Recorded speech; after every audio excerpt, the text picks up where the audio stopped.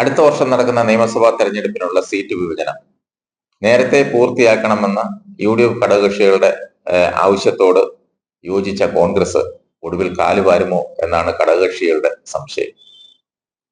ഈ വർഷം അവസാനം നടക്കുന്ന തദ്ദേശ തെരഞ്ഞെടുപ്പിന് തൊട്ടു പിന്നാലെ സീറ്റ് വിഭജനം സംബന്ധിച്ച് മുന്നണിക്കുള്ളിൽ ധാരണയുണ്ടാക്കുമെന്നാണ് ഘടക പാർട്ടികൾ ദേശീയ സെക്രട്ടറി ദീപാദാസ് മുൻഷിയുമായി നടത്തിയ ചർച്ചയിൽ ആവശ്യപ്പെട്ടത്. അവസാന നിമിഷമുള്ള സീറ്റ് വിഭജനവും സ്ഥാനാർത്ഥി നിർണയവും ഇക്കുറി പാടില്ലെന്നും അതിന് കോൺഗ്രസ് മുൻകൈ എടുക്കണമെന്നുമുള്ള നിലപാടിലാണ് ഘടകകക്ഷികൾ അത് തുറന്നു പറഞ്ഞത്. വരും മാസങ്ങളിൽ ഇത് സംബന്ധിച്ച പ്രാഥമിക ചർച്ചകൾ ആരംഭിക്കാമെന്നും തദ്ദേശ തെരഞ്ഞെടുപ്പിന് ശേഷം അന്തിമ തീരുമാനമെടുക്കാമെന്നും കോൺഗ്രസ് നേതാക്കളോട് ദീപാദാസ് മുൻഷിയും പറഞ്ഞുവെന്നാണ് ലഭിക്കുന്ന വിവരം. ചില ഘടകകക്ഷികൾ കൂടുതൽ സീറ്റ് ചോദിക്കാനുള്ള സാധ്യത കോൺഗ്രസ് മുന്നിൽ കാണുന്നുണ്ട്. CMPക്ക് 3 സീറ്റ് വേണമെന്ന് ദീപാദാസ് മുൻഷിയുമായി നടത്തിയ കൂടിക്കാഴ്ചയിൽ CP ജോൺ ഇപ്പോഴേ ആവശ്യപ്പെട്ടു.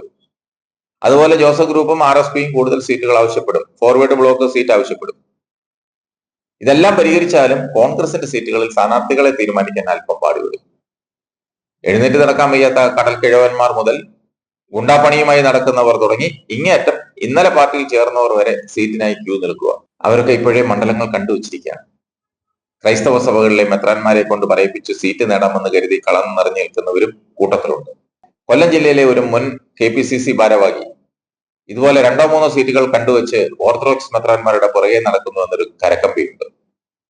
ഇയാൾ സ്വന്തം മെത്രാനെ പഞ്ഞിക്കിട്ടിട്ട് മറ്റുള്ള മെത്രാന്മാരുടെ പിന്നാലെയാണ് നടപ്പ്. കഴിഞ്ഞൊരു ദിവസം സ്വന്തം മെത്രാനെ തടയാൻ ചെന്നതും കയ്യേറ്റവും സംഘട്ടനവും ഒടുവിൽ പോലീസ് കേസുമൊക്കെയായി പൊല്ലാപ്പ് പിടിച്ച സംഭവം പാർട്ടിക്ക് തന്നെ നാണക്കേടായി മാറി. ഇവനെയൊക്കെ മത്സരിപ്പിച്ചാൽ കോൺഗ്രസ് പാർട്ടിക്ക് കിട്ടേണ്ട വോട്ട് പോലും കിട്ടില്ല. ഓർത്തഡോക്സ് വോട്ടുകൾ നിർണായകമായ മണ്ഡലങ്ങളാണ് കൊല്ലം ജില്ലയിലെ കിഴക്കൻ മേഖലയിലുള്ള മണ്ഡലങ്ങൾ. സഭാവിശ്വാസികൾ നോക്കിയും കണ്ട് മാത്രമേ അവിടെ വോട്ട് ചെയ്യൂ. സഭയെ സഹായിക്കുന്നവരെ അവരും സഹായിക്കും. അതാണ് പൊതുവെയുള്ള വികാരം. ഏതായാലും സീറ്റ് മോഹികളെ കൊണ്ട് കാലുതട്ടിയിട്ട് നടക്കാൻ മേലാത്ത സ്ഥിതിയാണ് കോൺഗ്രസിനുള്ളിലുള്ളത്.